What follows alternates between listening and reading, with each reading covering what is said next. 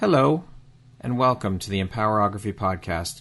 This is a platform created for women's voices to be heard and a place to share their stories, journeys, and successes with the world for the purpose of helping other women who might be on similar journeys.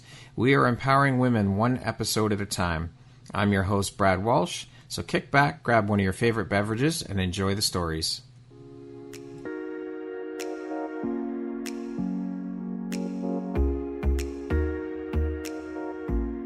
The world needs to hear your message and your story, so don't deny the world of that gift within you that the universe has given you. Someone out there needs to hear your story because it will support them in feeling hope, inspired, and even transformed. Do you want to discover how I help get my clients out of their own way, show up, and confidently share their message? I would love to extend an invitation to you to join me in my free masterclass, Start Your Own Podcast from Idea to Implementation, on Wednesday, April 5th at 1 p.m. Eastern. You can find the registry link in the show notes. Hope to see you there. Hello there, Brad Walsh here, your host of the Empowerography Podcast. Today, my guest is Siris Rivas-Verdejo. She is the owner and founder of Empowering Light Language, LLC, a body relationship coach, speech language pathologist, and a learning behavioral specialist.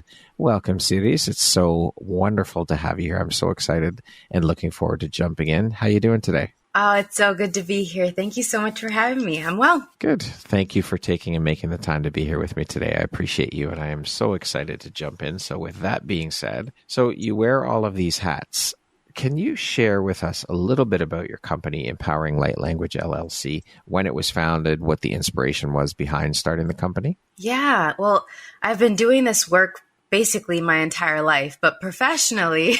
And when I finally decided to choose to create my business, I was living in Chicago. And I think it was back in 2009, 2010, where I decided to leave working with the public schools there and was exploring other ways that I can support families and individuals with their communications, with their connections with their bodies. And I started working from, instead of the public schools, into homes and getting to having the honor and pleasure of working with people directly in their homes with their kids and around meal times and their routines and from bath time to all of that, homework. Bath time to bedtime. Yeah, all of that, the breakfast. And I actually got to be a part of those routines with the families, depending on what was going on. And the families started to ask for more. They were like, we love the speech and language therapy. We love the behavioral interventions. I feel like there is something else we could do. Do you happen to know what that could be? And I was like, well,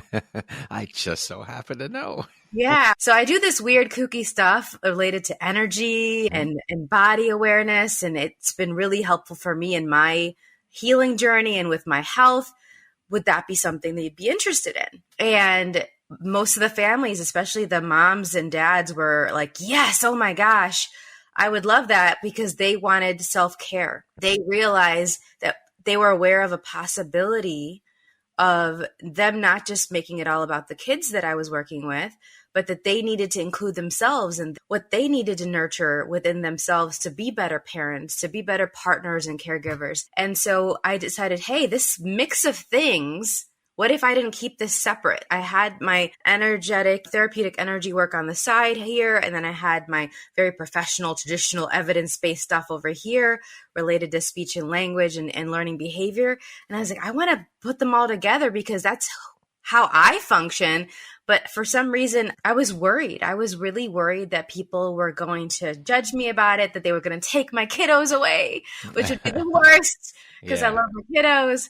And so back in 2010, I think it was, I finally shifted from doing sole proprietorship and to create my business. And I decided to call it Empowering Light Language because of this particular moment that I had with some students with autism in their classroom. And there was this song, maybe you've heard of it. It's like, this little light of mine, I'm going to let it shine. And at the time, I didn't know it was a religious song. I didn't know that it was coming from Christianity. We were using every song, every dance, every book, everything that we could do when these kiddos who were 3 to 5 with profound to severe autism would be really dysregulated and really upset and aware of something going on in the school. And they were often this antennas to alert us to things that were going on in the school. And we'd be like, thank you for the message. And this little light of mine, I'm going to let it shine. And all of the staff, these multiple teachers and therapists that would be in the classroom would sing this song, and there would be this hush come upon the classroom. And I was like, that's the energy of what I'd like to invite people to. I would like them to be like, this is your light. You're getting messages all the time. Let's shine it out so it can eclipse the intensity of some of the things that you're aware of so that you can express and communicate. And they were, through their behavior, they were communicating something.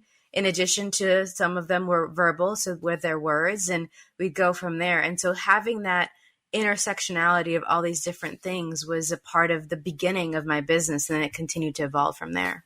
How powerful. Just so incredible and beautiful. I love it. Absolutely beautiful. So with you wearing so many hats or labels, I'd love to know, what does your morning routine look like, Siris? Well, you're looking at it right here. We're doing some tea every day, no matter if it's sunny, if it's cold, if it's humid outside. Tea all day, every day.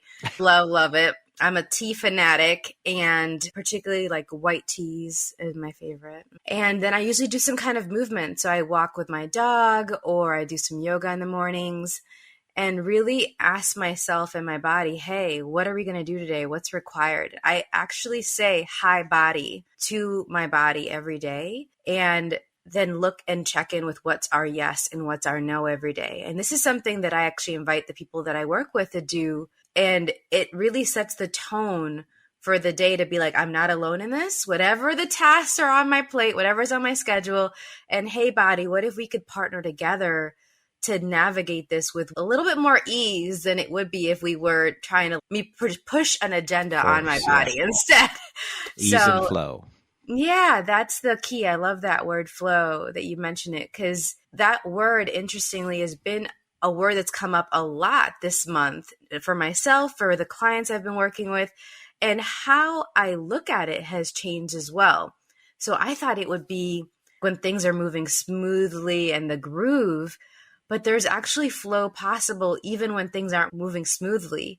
And I was actually looking at it from a different space after reading What Happened to You by Oprah Winfrey and Bruce Terry. It's this book on trauma, resilience, and healing. And they talk about how when people are in the zone or the flow, it's often that there's an intensity or a chaos, and they have to partially disassociate while still being present on all of the current possibilities for them to access their smart brain, their cortex brain, while also having a heightened sense of, okay, urgency. There's something to do here, but you have to not be in the panic mode, but there has to still be that friction a little bit for flow. And I was like, that's a new way of looking at it. That has absolutely been what's been going on the last couple of months in my life. And it seems to be very much the theme of a lot of the people I've been working with. So I was like, well, that's great, because it allows us to not judge ourselves when we don't have flow with everything being smooth, because that's rarely the case. It can't go that way. It can't always be smooth and flow perfectly, because life happens. And doesn't it though? Shit always comes up. You can't expect things to flow smoothly all the time. This is life we're living. Agreed. What drives, motivates, and inspires you to keep going and excelling at all that you do? I think about twofold. I think about the little girl that I was and what she was aware of and what she was asking for of the people around her and of the world, some of which showed up, some of which was like, why isn't it here yet? What's going on?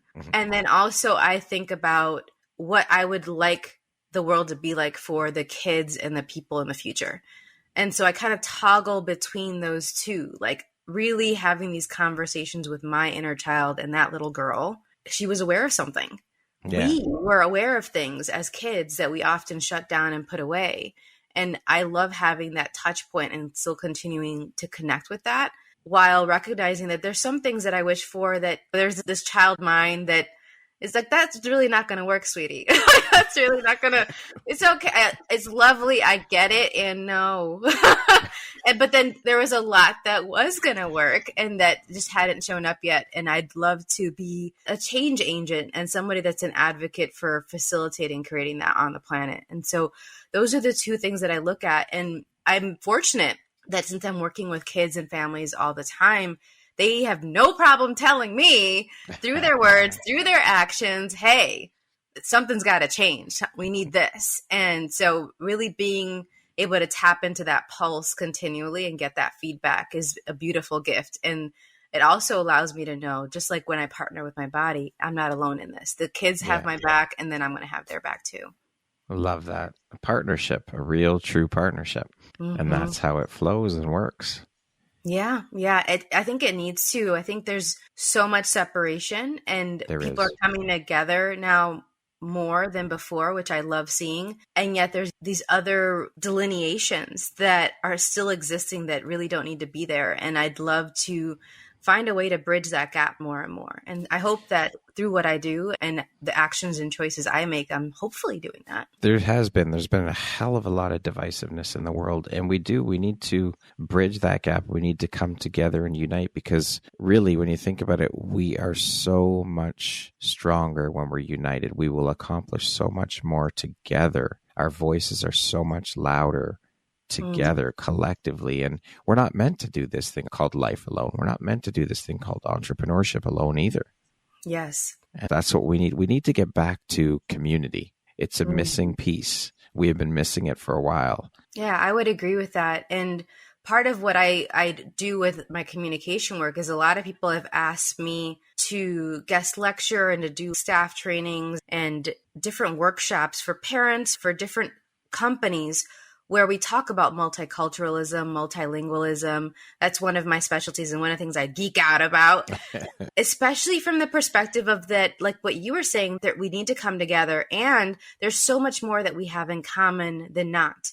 Yes. And I was really fortunate to grow up in a way that it was very inclusive. Even though my siblings had physical disabilities, my brother is hard of hearing. My sister has a physical handicap where it affects her motor ability and her gait. So we're walking in the malls and she would have, we affectionately call her like penguin walk, right? Where she was toggling back and forth. She has a very wide stance when she's walking with her braces on. And then my brother would be doing sign language and having his different deaf speech. And then me and my mom are doing our thing and looking in a way that is very hard to define, depending on what's going on with our hair and our skin tone that time of year. And people would be staring at us all the time. And yet we would talk to everybody. We would be willing to talk to everybody. Maybe they wouldn't be willing to talk to us. And my whole family, both sides, is the color of the rainbow. We have people that have blonde hair and blue and green eyes, and people that have the skin that's the color of the night, that they're so dark, they're purple. And so the only light you see is their eyeballs. That's right. The whole spectrum's in my family. So there was never this piece of, oh, you look different, so you couldn't be somebody I could relate to. And I took that with me throughout my whole life. And so it's been interesting to then navigate spaces where, oh, people would say to me, oh, you look different, or you speak different. You come from a different background. Maybe we can't connect. And I was like, really? What? Where is that from? And so and having that data point over and over again, and then educating myself on where they're coming from and what experiences they've had that might inform them thinking they needed to separate from me or from other people. I was like, oh, okay, that's what's going on. And then instead of being like, oh, you're wrong, and try to force them, just be like, oh, this is a different perspective. Would you like to have more communion? Would you like to have more sense of, hey, we're actually in this together or not? And they get to choose just like we do. I'm very curious. What were you doing before you made the jump into entrepreneurship? I was working with families and kiddos in the homes and in daycares all over the Chicagoland area. I would drive maybe 70 miles a day. Wow. Seeing anywhere from 6 to 8 families and kids, different households, different locations a day. And I was supervising and mentoring different clinicians too. So one of the things I really love is mentorship, because just like we keep saying over and over again, we're not in this alone, and I can't do it by myself. You're not doing your thing by yourself.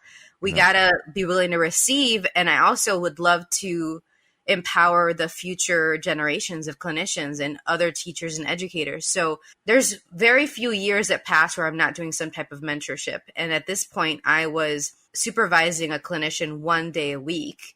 I'd rotate my schedule. And so that I would move let's say my Monday to Friday when I was supervising her on Monday. And then I'd move my Tuesday to Friday when I was supervising her on Tuesday. So we'd rotate that around. And that way I could have this impact on reach on way more kids and families than the ones that I could manage in my own caseload. And then support her in learning and expanding her clinical practice. And then I was also doing parent workshops around different locations, checking in with schools still and doing evaluations for them. And then I was doing that weird quirky stuff that I mentioned with the energy work. And I was doing private sessions with people who wanted to have more ease with their bodies and commune with their inner knowing a little bit more clearly, and making sure that I was taking care of my health. And it just so happened that right before I launched into entrepreneurship, and it very much seemed like a launch to me because I was like, am I really doing it? Am I really doing this? Okay. And leap, I had to rebuild my own immune system from the underground right before then. I had just come from about a decade or more of chronic pain and chronic illness. And so I think that was part of me not quite being ready to share this energetic stuff that I was doing, because I was still using it just for me. I was, more than anything, I was doing some private sessions and working with people and meeting up with different shamans and having meetups where we were swapping with other energy workers and conferences. And it was just for me more than anything. And if someone wanted me to do a session, cool. But I hadn't really fully dived in and being like, I am really doing this as a part of my business, until multiple people were like, what's this other stuff I could do maybe that you know about? And I was like, dang it, now I can't pretend like I don't know. You can't stay hidden anymore. You can't hide those gifts. Yeah. Right. And then it just accelerated everything from there. But it was a little bit of a lot of different things. And it continues to be a little bit of a lot of different things. That's beautiful. My mode. I'm seeing a theme here. I want to speak specifically about your journey into the coaching world. Now, I've heard a lot of people say that most, if not all, coaches have been through their own struggles and journeys before making the leap into coaching. I mean, we've all, as human beings, gone through our own journeys and struggles, of course. That's part of the human experience. But what I've found, though, is that for most of the people I'm speaking with who are now coaches, their journey or their struggle or their pain, whatever it is, was the catalyst for them moving into coaching. Can you share a little bit about your own journey before making the leap into coaching? Yeah, I was told most of my life, and I don't think I'm the only one with this, that I had to choose one. You have to choose one home, one career, one book to read at a time, one partner, just one. And I found it really frustrating and very limiting. And so after multiple occasions where I was like, I can't really choose one. I couldn't possibly. That question, what's your favorite color? The rainbow. That was me. I was that girl.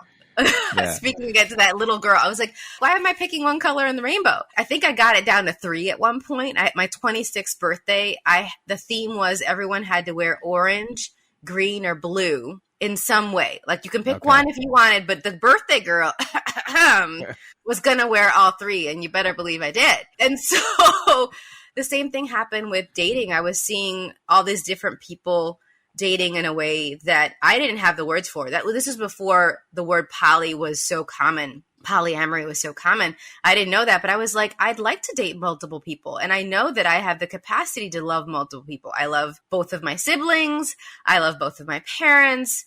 I have, as I was moving into adulthood, multiple clients that I would put in my back pocket if I could. Like, what's going on? Why do I have to pick one? And as early as high school, I remember dating my high school boyfriend who I absolutely adored and could see myself marrying. And I was like, I'd love to marry you, and I don't want you to be my only experience. So what if we also dated other people? I'm not saying to break up, but how would that even look like? And I remember us having these conversations very innocently, not really realizing that was something that existed in the world at all. And yet that was the beginning of me being like, what if we could actually choose it all our way? And my choosing it all is going to be different than you, than my mom, than my friends. Okay. And so I started looking at a lot of the limiting patterns and beliefs that I had that were affecting me feeling like I could choose it all my way. And as I was dealing with that chronic illness and pain, as I was dealing with anxiety and depression up the wazoo, where I was having maybe 3 or 4 hours of sleep a night and just buzzing during the day with just, I guess, functionally maintained panic. Like, it's the best way I could put it. Most people didn't realize how much I was worrying about on a constant basis. And it wasn't just about my life. I had all of my friends' schedules and to-do lists in my head. I would remind my friends in college, hey, we're at lunch. And I was like, hey, aren't you supposed to be at sociology class right now? They're like, oh yeah, thanks. And I would be tracking all of that, which was a gift that I could do that, but way to use my gifts against me. And that was one of the things that I started to look at. I'm using my gifts instead of for me and to create more ease and more clarity. I was using it against me. And I think a lot of people are doing that. So I wrote down the reoccurring patterns over and over again. One of them is killing your body, using your gifts against you instead of for you, ignoring your gifts, lying to yourself, self-sabotage. And I tracked the different exercises, the different modalities and techniques that I would use to pull myself out of that pattern functioning. And it started to form together to become one of my first coaching programs, which is Choosing It All Your Way.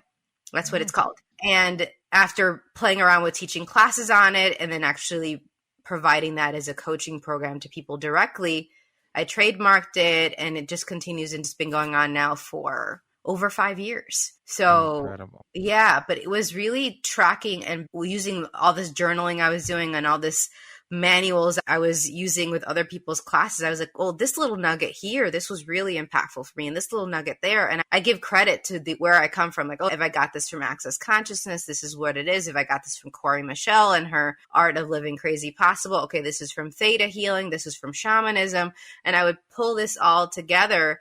So that was also what we were talking about earlier about it's inclusive. It's not like you also have to choose one technique either. Yes, exactly. To get you to where you go. It's like, what's going to work for you? And are you willing to actually choose that? Or is it going to be like, no, I'm going to stay in this lane. I'm going to keep forcing and trying to use this one thing that I've been told works for everybody else, even if it doesn't really feel right for me. Yeah. It should. And I was like, should is a toxic word. It's just not helpful at all. And we should on ourselves all the time. Don't we though? We do. It's a horrible habit. How have these experiences helped shape the Siris you are today, both personally and professionally, do you think? I have to be willing and have had to be willing to change anything at any given moment. And to not hold on so tightly to anything from any identity of myself as a professional, any aspect of myself personally, where I just moved. Like I was telling you before we started recording, I just had to move all of a sudden. I thought I was going to be staying in that home for a while. There was a ceiling leak and me being like, all right, what's right about this that I'm not getting yet? What's the opportunity? What's the possibility here that is yet to be illuminated? And really stay in the question over and over again has been such a gift, because it's even harder to deal with challenges when you are digging in your heels into what's not going to work anymore, or what's you're being told over and over again. Sometimes like slaps in the face.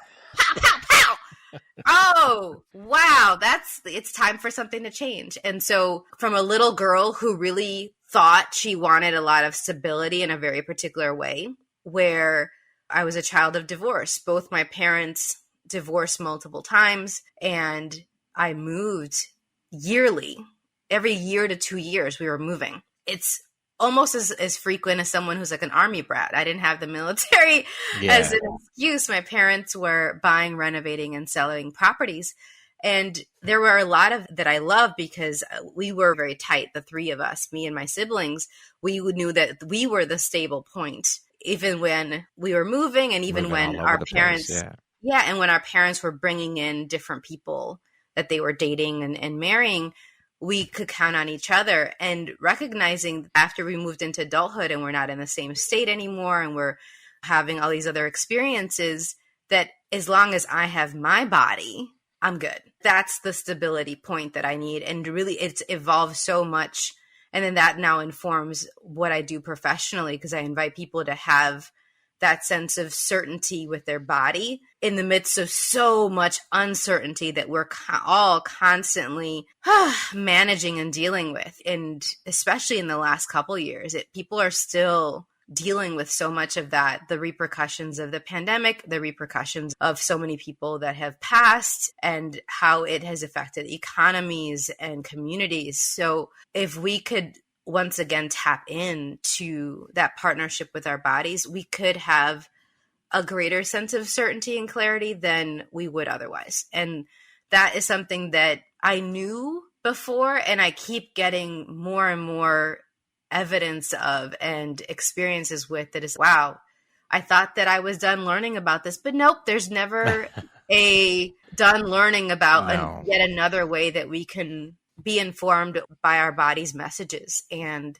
what our bodies are aware of. The learning process is never complete. We're human beings. We're constantly evolving. So that learning never stops. And that, I think that's one of those things that I had to let go of, was like, okay, I'm a global citizen. I'm a lifelong learner. And also I was taught by two teachers. And so at some point as a teacher, you're like, okay, that lesson's done. So I thought I could close the book on one lesson as I was still learning these other lessons. Nope. All the books are open all the time. Yeah, for sure. All the lesson plans are open and evolving, and you're doing the cross out and write in again. And okay, let's type that and let's white out, and okay, over and over again. Amendments constantly. Yes. And it's just, I laugh now. Otherwise, you cry and scream, and that's okay too. Right. And I let myself do that. But man, it's a lot. It can be so much sometimes. Yeah, for sure. I want to get into and discuss your work as a body relationship coach.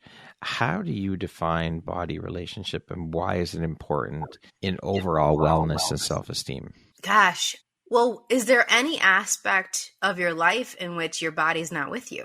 No. I mean, that's the first question that I like to start with when I discuss this, because a lot of people don't get that their body is everything and energy is everything, and that awareness, or you're where you're not willing to have an awareness, is with you all the time. It informs your choices, your actions, your experiences, the lenses in which you see people and situations. And so for me, body relationship is how you connect and receive information from your body and from other people's bodies, and then how it affects how you have a relationship with yourself, them, and the world, all aspects of your life. And so for a lot of people, like, oh, you're inviting people to have a greater connection with their body. Yes, absolutely, I am. And that will then affect how they connect or not with other people's bodies, how they're aware of those connections that they have, even if they're like, la, la, la, la, la, la, I'm not aware. Yeah, you are. Aw, that's adorable. How's that working out for you, trying to block out that you're aware? It's often when we get blindsided, when we don't need to be blindsided, when we're blocking out an awareness of where we're picking up these messages and where this information is coming in. And unfortunately, it took a lot. Fortunately and unfortunately, we get it when we get it. For me, it took a lot of very dramatic, very loud, impactful blows up against my body of information I was getting from other people's bodies, information I was getting from the earth, before I could see a different possibility. Like, I was on the verge of dying. The doctors, I was seeing multiple doctors to try to get some more information and clarity on what was going on. I was chronically sick from November through March for over a decade, no matter what I did. allergy medication, inhalers, nose sprays, antibiotics up the wazoo. I was constantly just embedded with congestion and sneezing and difficulty breathing. And then I would have vaginal infections and UTIs, and I would treat one with an antibiotic and then it would create a different thing. And it was just like such a mess. And a big part of what I finally got after I started working outside of Western medicine, because I tried all of it. I wasn't against Western medicine, but it wasn't working for my body, was I had to go to a naturopathic doctor. I had to start learning about Reiki. I was like, oh, I'm aware of stuff from other people's bodies. I'm aware from the earth of so much that the earth is asking of me. And as soon as I have a pain, I ask questions. It's like a twinge now versus before. I would be walking with a friend and I would be on my knees from pain, just screaming. That's how dramatic. Doot, doot, doot. It didn't get, I'm telling you, I was so stubborn. I was like, okay, I'm smart, but I'm not that smart, obviously. It took me getting to that point of just being on the verge of dying, where the doctors were like, if you don't do something soon, you're not going to be here anymore. You're going to get pneumonia and you're going to die. And that was in my 20s. And so I was like, great, doc. I'd love to do something else. I'm trying all these different things. What else you got? And they were at a loss. And so I had to keep looking and searching. And I think one of the biggest things that I remind myself of and that I invite people to is not to forget that it can be so exhaustive to tell your story over and over again to the next doctor, to the next therapist, to the next specialist. And yet me saying it over and over again while asking questions, hey, what you got? What you got for me? What do you know? What else could I do? Led me to still be here so that I could then hopefully invite people to have more exuberant living with their bodies and for them to know that something else is possible beyond whatever is going on in their world right now. And I had all of it. I had the health stuff. I had the mental, emotional stuff. And then later on in my 20s, I was a survivor of a rape. And so I was dealing with that and how that affected a relationship and my relationship with my body. And let's do this again. And okay, let's That's a lot. Revisit and pick up these tools and look at something else once again. So it's one of those things where our relationships to our bodies are one of the most underused and underestimated capacities that we have, that if we unlocked it and used it, is really, we could truly have our superpowers. We really could. The badassery that is available to us when we tap into and partner with our bodies is not to be undersold. And so that's what I invite people to. And then I fortunately get to do it with little kiddos, little bodies, medium bodies, big bodies, whatever the bodies. I'm like, let's go.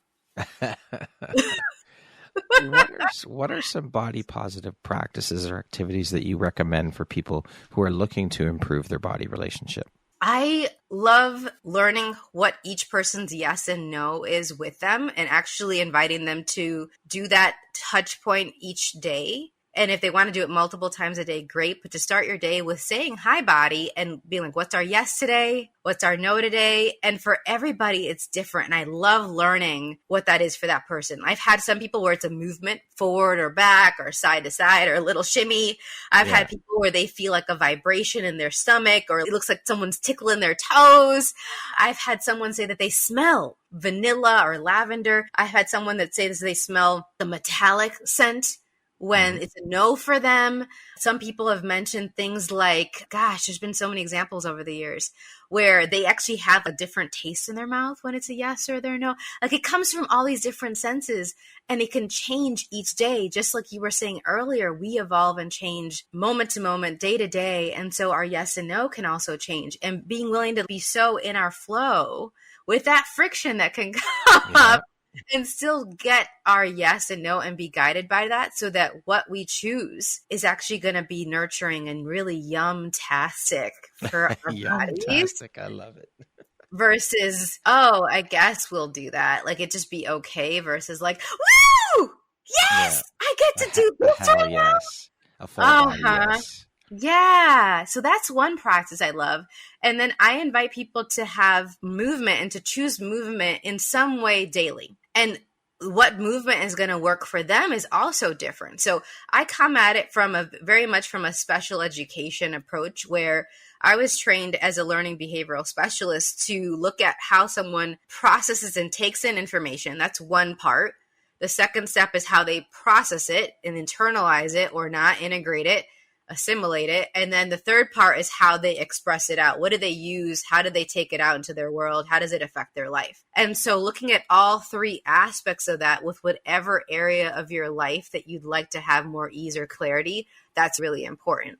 And coming back to that with each area. So another thing that with the movement then, when you're looking at what movement is going to work for me, how do I process information? Is it going to be something where it's easier for me to be, one of my clients needs to be seated to really process information. They can't do it on the go in the same way. I'm like, okay, great. Let's use that. So what if we did certain movements while you're seated that would then unlock more of this inner knowing that you have within you? Great. Let's do that. Okay, cool. Somebody else that their steps is more about they've processed information better when there's a lot of stimuli.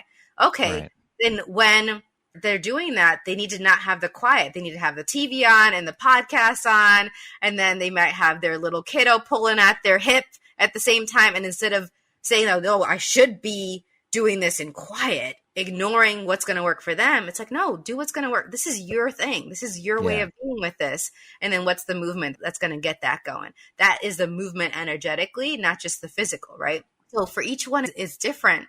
And I think a lot of people judge what they know is going to work for them. For sure. And so then they try to fit themselves into a box of other people's lives, other people's expectations. And that's for all these different aspects. I didn't even realize for me how much I still need to look at, oh, wow, am I doing this for me and given what I know, or because someone's projecting and expecting this of me? And it doesn't have to be one or the other, but am I willing to include myself and what I know in this situation, in this relationship, in this business, or not?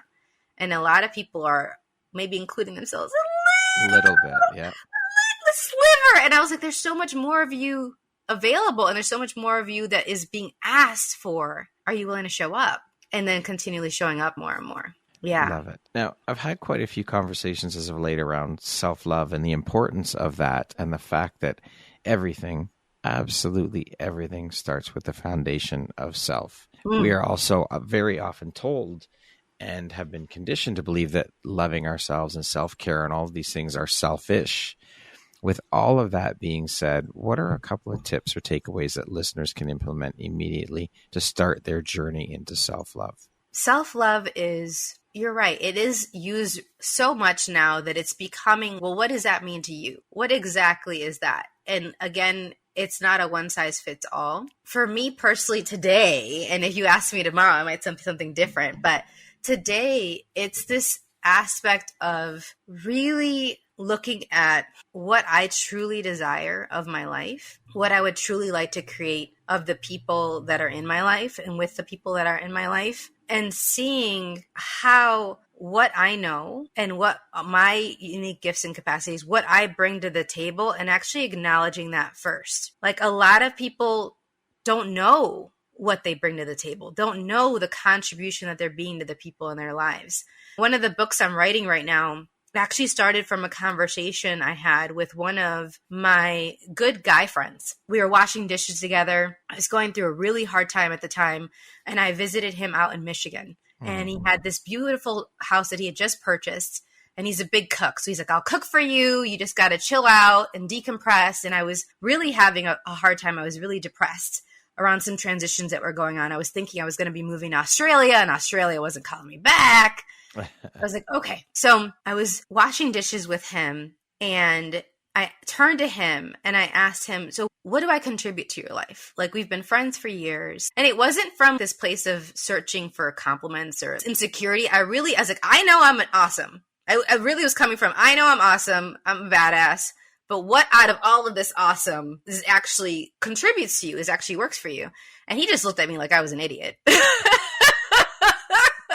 He looked at me like I was an idiot. He was like, isn't it obvious? And I was like, no, what is it? And so he's like, you provide insight. There's a different perspective that you give me when we're having conversations that I get a lot of ahas when we're talking that I don't usually get with other people. And I was like, oh, wow, okay, that's good. And then I started looking at this and I was like, well, do you know what you contribute to my life? So here he was just a moment ago looking at me like I was a ninny. And he totally drew a blank. He did not know, out of all the amazing things that I love about him, what he contributed to my life. And I think for a lot of people, it's very easy for them to say, oh, I love this about my mom. I love this about my partner. I love this about my kids. But then they have to look at, well, what do I bring to the table? What am I contributing to them? It makes them really uncomfortable, or they just draw a blank because they're so used to giving. Yeah. Certainly the people that work with me, they're givers, they're healers, they're the caregivers, they're the parents, they're the educators. They're those people that are like the emergency contacts. That's usually the people that come to me because they want to make sure that they're caring for themselves as they're caring for other people. And so this piece of self-love is so, so important, because if we don't actually recognize how loving we are, how caring we are, and how that shows up and is being received, we're actually not seeing ourselves clearly. And self-love is seeing you in a way that's actually true, not through the lenses of all the things that we've been told about ourselves, all those voices in our heads, all those things that we're judging ourselves by. And I think that's a great place to start if people are willing. Therein lies the key, is being willing to do the work, which is usually the play. I love, as that's part of the gift of the work I do with kids, is I want to be really serious, right? I want to this is serious work. But then I'm like, hey, just seeing you when you were a kid, it's like, hey, this is who I am. Like, duh. It wasn't work. It was just there. And so I'd love to have more of that, including for myself, because I could still get really serious sometimes. Then I'm like, want to just slap myself in the face and go, come on, kick yourself in the butt a little bit. It's not that serious. Life is meant to be playful and irreverent and whimsical, and let's get some more of that going. But as we step into adulting, because of conditioning and all of the things, we lose sight of that, and we forget what it's like to be a kid, and that it's okay to be playful and have fun and do those silly little things and just be, because of all the conditioning and all the other bullshit that comes along with it. It's true. It's such bullshit. And on top of that, that's part of why I found it so interesting, because around 2014, I'd always considered myself kinky from middle school, if you can believe that. I could remember clear kinky things I used to do. And yet around 2014, I was in the middle of between different relationships, and I was done waiting for my partners to be willing to explore kink in different spaces outside of our relationships. I was like, I'm single. There was an event literally down the street from me. There's no excuse. I'm actually free. I'm not working. I'm going to get my butt there. So I go to this kink event that's called a munch, which is where kinksters get together and they talk about whatever they like, and they just network at a restaurant. A slash is networking at a bar for kinksters. And so I went to my first munch, and I all of a sudden got immersed and got to explore a community, speaking of community, of people, adults that got to tap into their playfulness again and got to be really irreverent about, this is what I like and this is what I don't like. And that's not my kink, but so cool that you know that about yourself, and having that support. And it's so interesting because for me, I always did kink no matter what. I didn't need those public spaces, but it was astounding to me how over and over again I heard from the adults in there that it was their first time since they were kids really allowing themselves to play again. That was where they could give themselves permission, because like you were saying, they had been shutting that away for years and years. And I was really fortunate that I got to play every day, all day with the kids I worked with. And then I got to do that in my personal time with my partner, and I didn't feel like it was a new thing. And yet I was like, oh, this is a thing that is so missing for so many people's lives. And it's so key to actually having an enthusiasm for living. If you have to do this adulting really serious all the time, how fun is that? That's not fun at all. Not so much. No. And there's definitely other ways of having that playfulness that isn't kink, but I definitely found that it's interesting for people to explore that and have that be a catalyst to unlock, oh yeah, I could have some more fun again. It's okay. It's important that we realize that and do start having fun, because we're only here for a short time. So you might as well enjoy it. Enjoy the ride. Mm-hmm. And what a ride it can be. Yes, absolutely. What excites or lights you up or is the most rewarding thing about the work that you do with your clients? I love the aha moments. I love when a kiddo's able to make a sound or do something that they themselves or their families never thought that they'd be able to do. They never thought that they'd be able to walk. They never thought they'd be able to eat this certain food or say this certain sound, pronounce the sound, that they were going to be able to show up. We're at the end of the school year for a lot of the kiddos. And I still get to this day all these graduation and end of the year photos from kids that I worked with when they were 3, 4, and 5. And this last week, I just got a beautiful photo from a kiddo I worked with when he was in first grade, kindergarten or first grade. And his name is Andres. Hi, Andres. I've worked with multiple Andres, and I love the name Andres. The first boy I kissed was Andres. My cat was named Andres. So there's a lot of Andreses. It's very positive associations.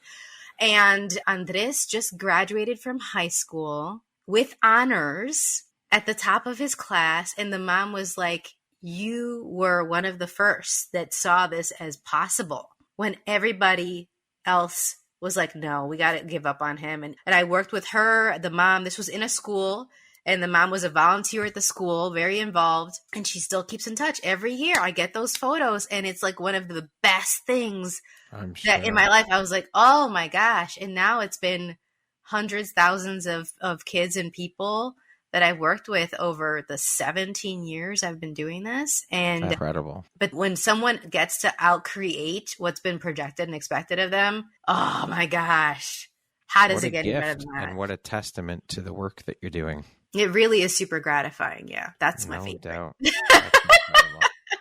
What would you say are 3 of the most important lessons you've learned in your career as a coach? Gosh, that people can surprise you. Myself included. I surprise myself. People surprise me. To continually ask questions and not let what someone thinks of themselves and what someone thinks of you stop you from really leaning into your awareness. It's been really interesting for me to have people come to me and be like, already they think of themselves, I'm not going to be able to do this. Or if something gets messed up, it's because of me and I'm sorry. They're already apologizing before we start working together. And I was like, oh, sweetie, you got this. We're going to rock this together. It's okay.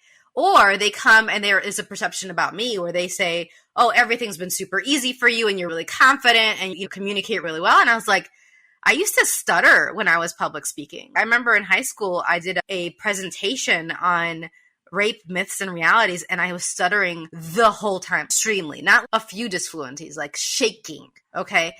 And I had the horrible self-esteem. I could not receive a compliment about my body. I could not wear certain clothes that accentuated certain things. I was just not willing to be there and do that.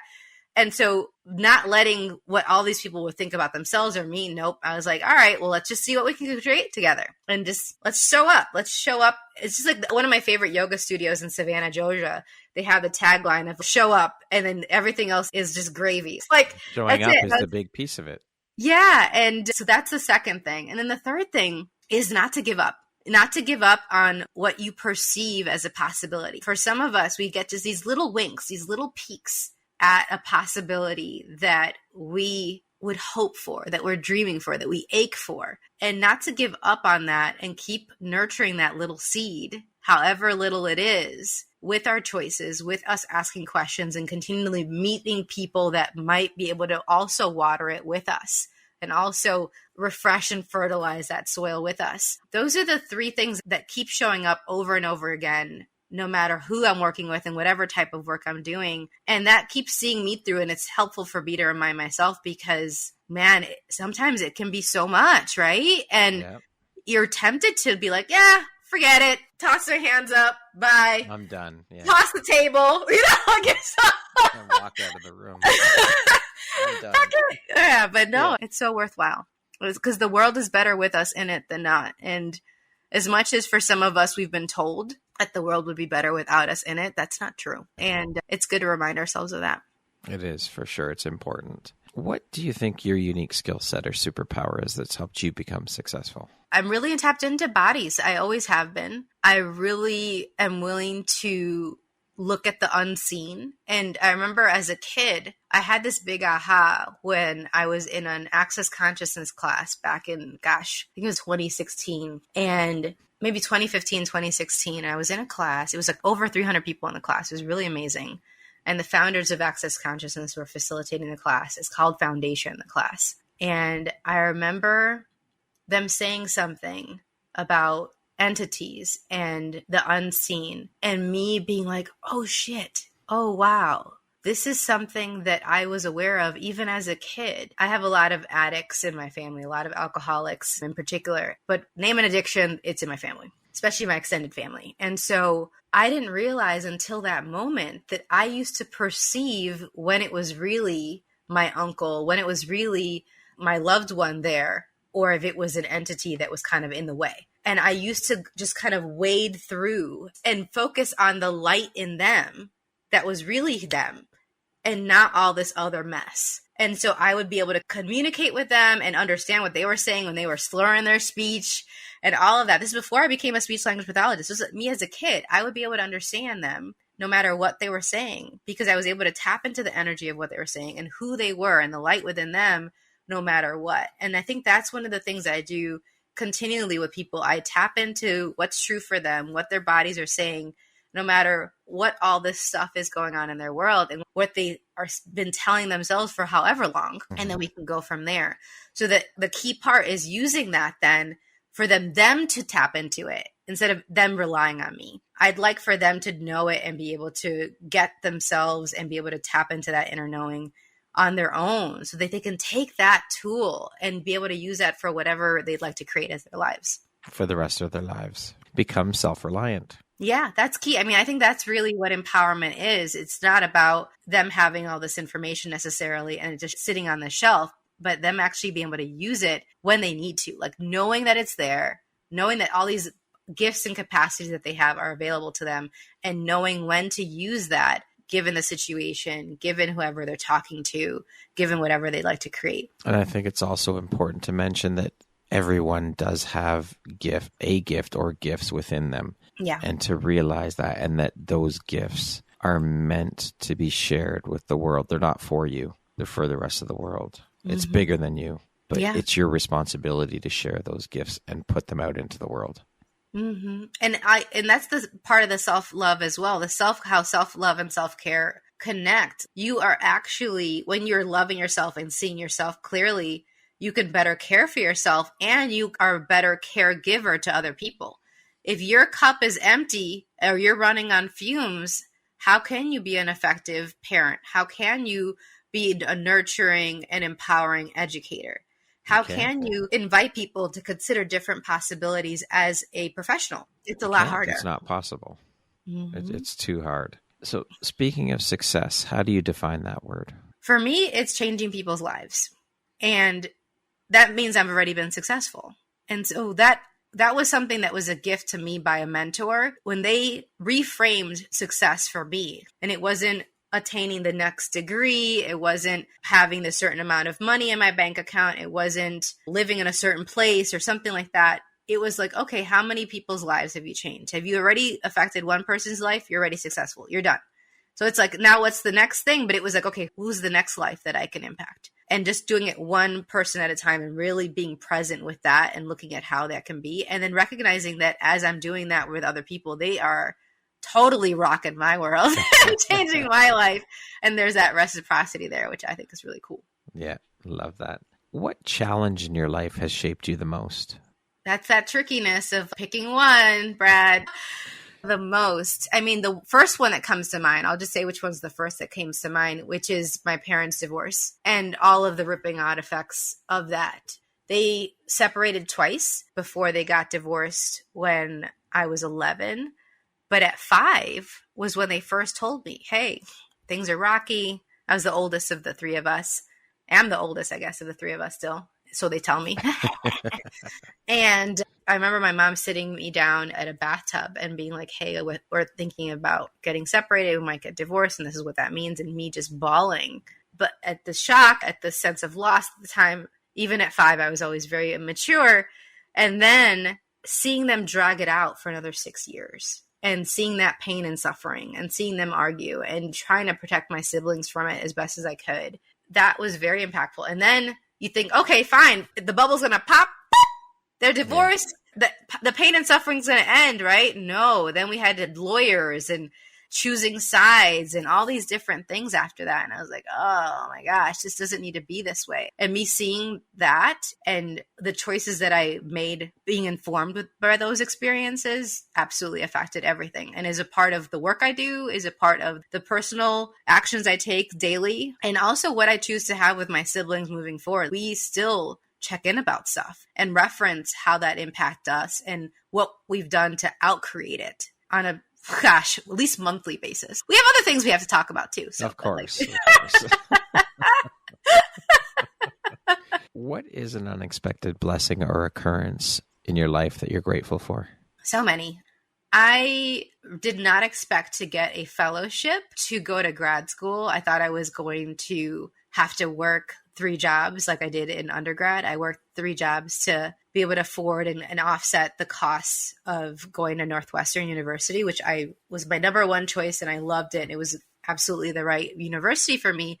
And when I was applying for grad school for master's programs, there's a lot less back then, even more so now. Back then, it was still less funded and supported than PhD programs. And I knew I wasn't going to do a PhD, at least at that time. So I was applying like crazy and got a fellowship. And I just pulled over on the side of the road, reading the letter, bawling, because it wasn't just a full ride. It was also money for books and living. It was like $18,000 a year, which wasn't enough to cover everything, but was on top of not having to pay for the actual schooling, which was $50,000 a year.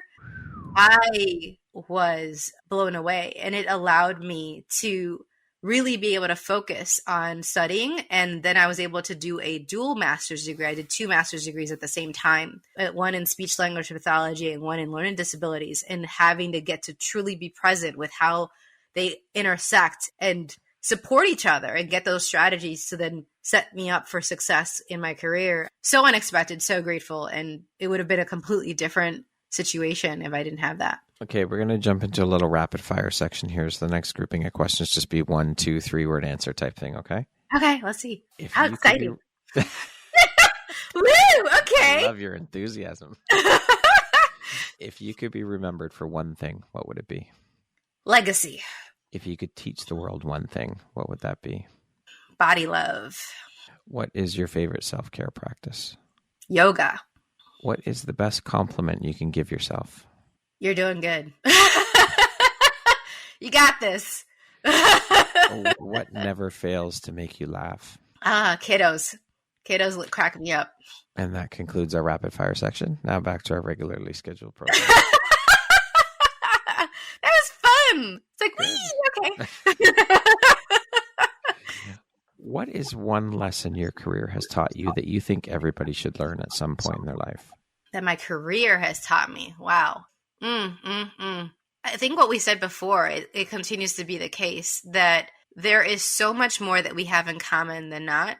And even for people that feel like they're in a different step in their journey than where I'm at or than where I ever have been, that there is so much commonality. And to start from there, and also to start with what we're strong in, what are our strengths, and start from there instead of focusing on what's lacking or where we're having challenges.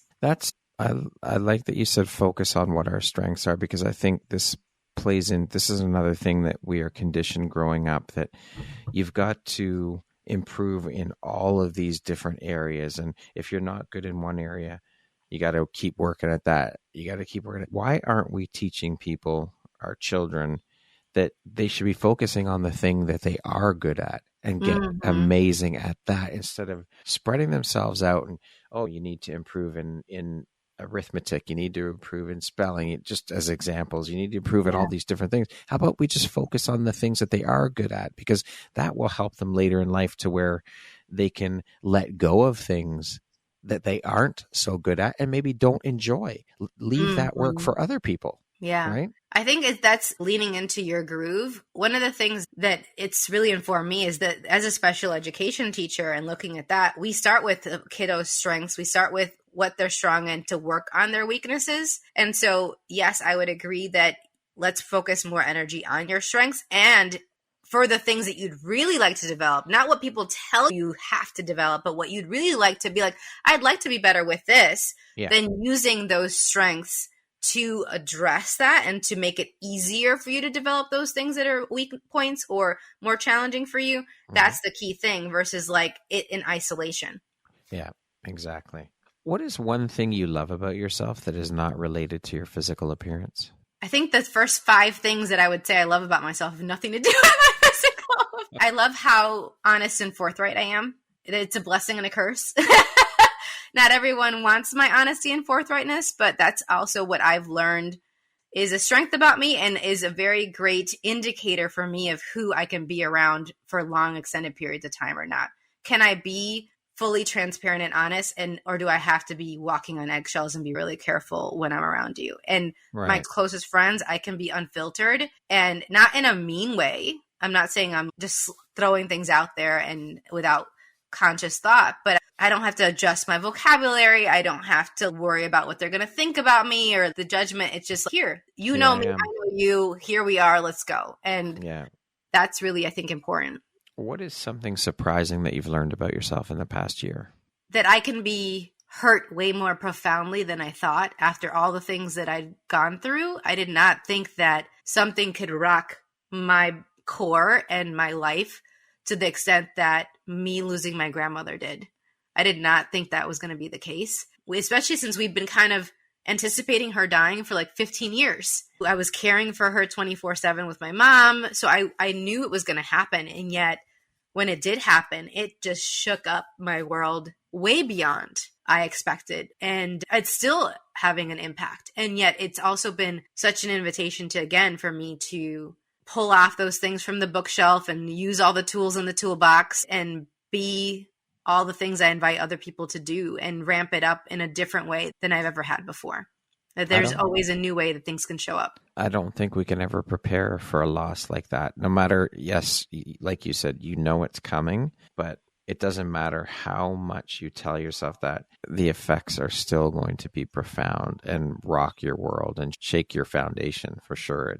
Especially when it's a loss like that, your grandmother or a parent or a sibling. You can't prepare for it. You just can't. Mm-hmm. And so I learned that, and I'm continuing to let myself grieve my way. That's another way I'm choosing it all my way, is it's not about anyone else's timeline, anyone else's way of grieving, and honoring her and myself at the same time.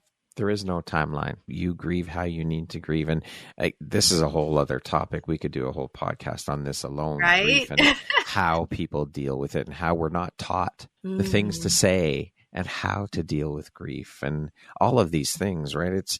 There is no set timeline. Everybody deals with grief differently, and it's a fuck of a tough road to walk.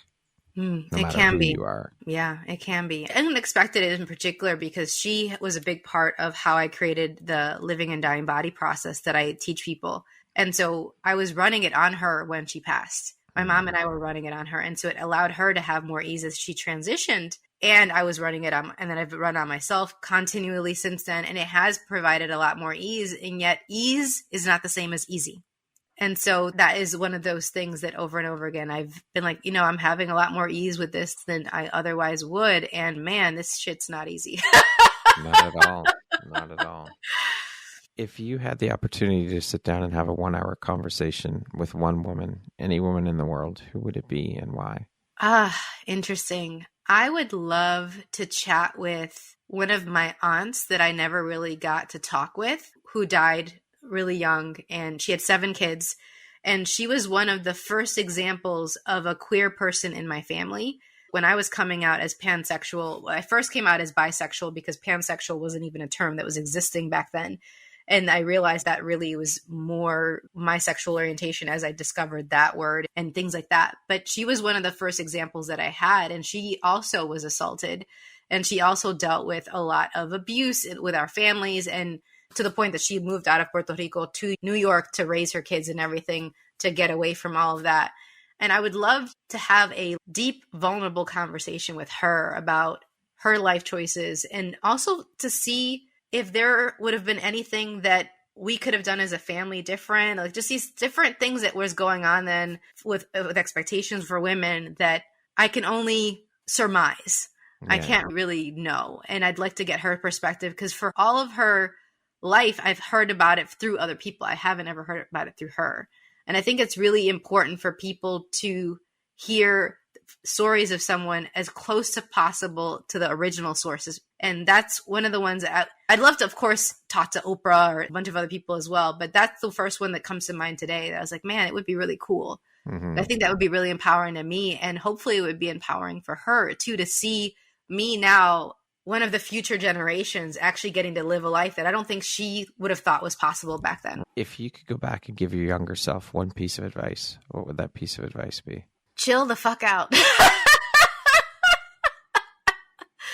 Oh gosh, you don't have to take on all these responsibilities that are not even being asked of you. I would just look for things to do and take on. Part of this pressure and being a perfect daughter and perfect granddaughter and perfect friend, I was just constantly taking on other people's stuff. And I wasn't okay with just being as much as I am now. There's still more I could be comfortable with that, but it's come a long way. And man, I was really putting a lot on myself that I didn't need to back then. That's a lesson that a lot of us need to learn, is that we are human beings, not human doings. Lastly, if you were to deliver your last 30-second speech to the world, your corner of the world, your tribe, your people, what would that last 30 seconds sound like? What words of wisdom would you impart? It would be full of gratitude. That's the big thing. I've been fortunate to speak at family functions and things like that. And oftentimes at Thanksgiving, I'll do a little something. And it's my favorite holiday because of the gratitude piece for it, for me, at least how I do Thanksgiving. And there's a lot of gratitude.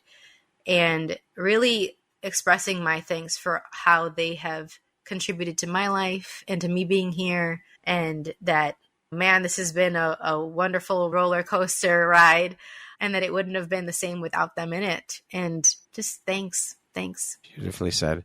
Siris, thank you so much for taking the time and making the time to be here with me today. I have thoroughly enjoyed our conversation. You are a truly inspirational human being, woman and soul. I appreciate you being here with me, and proud to have you as a member of the Empowerography community. Thank you for all that you do. Thank you. Thanks for talking and playing with me today. My pleasure and my honor. Once again, my name is Brad Walsh, host of your Empowerography podcast. Today, my guest has been Siris Rivas-Verdejo. She is the owner of Empowering Light Language LLC, a body relationship coach, speech language pathologist, and learning behavior specialist. Thank you so much. I hope you have an amazing rest of the day. Thank you. You too. Thank you very much for listening to this podcast. If you haven't yet, please be sure to subscribe, rate, review, and share with all your friends. You can find me at visuphoria.ca and follow me on Instagram at Empowerography Podcast and on Facebook at Empowerography. Please join me next time for another inspirational story from yet another amazing woman.